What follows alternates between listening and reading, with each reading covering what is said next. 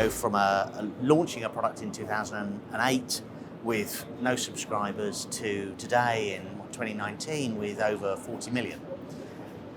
So it's very Darwinian in terms of its growth and the exploitation of the platform by the software engineers, powered for the greater good, I think in many respects, by the open source community. So the way that has been curated, the way of working that's been created on the GitHub platform has found huge favour in the open source world, to the point where those models are now finding their way into the enterprise.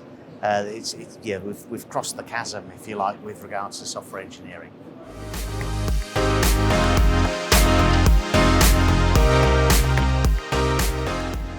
You can't have one without the other. So I think with that mindset, you have to have innovation. Innovation within financial services is now commonly regarded as do or die, and it's table stakes for financial services. But it has to be done within a regulatory framework. Both the regulators, but more importantly, your customers there's zero tolerance, right? And the regulators are there to, hopefully protect any, snafus from happening in the industry. It doesn't always happen. We've only got to cite organisations like Equifax from 2017 to see where and how it can go wrong. But regulation wouldn't really have protected you on that, because it's still people and processes that are called to blame. So do I think regulations, the regulatory bodies are slowing innovation down? I don't believe so. I think it's the weight of some of the larger financial organisations and the fear of that regulatory compliance that is actually bigger than the regulatory compliance itself. They have a huge amount of legacy debt, technical debt, that they have to carry around with them, that the remaining, the FinTech world doesn't have, simply not there.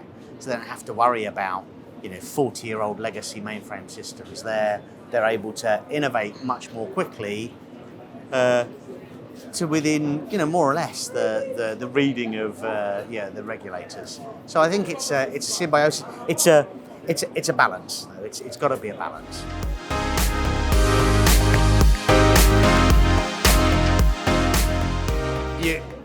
You can't ask me that question and not expect me to say that all software companies are all companies aren't software companies.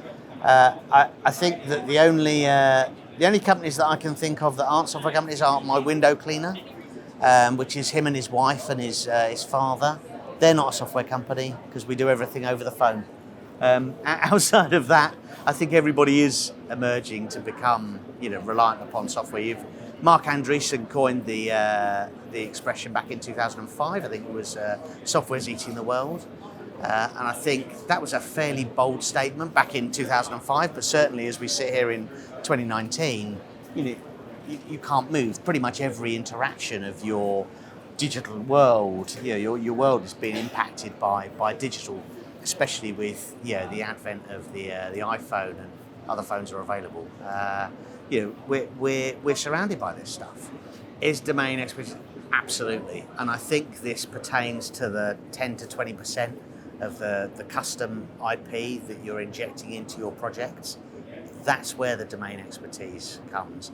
And that's where the fight for competition and the fight for skills is going to get increasingly hotter.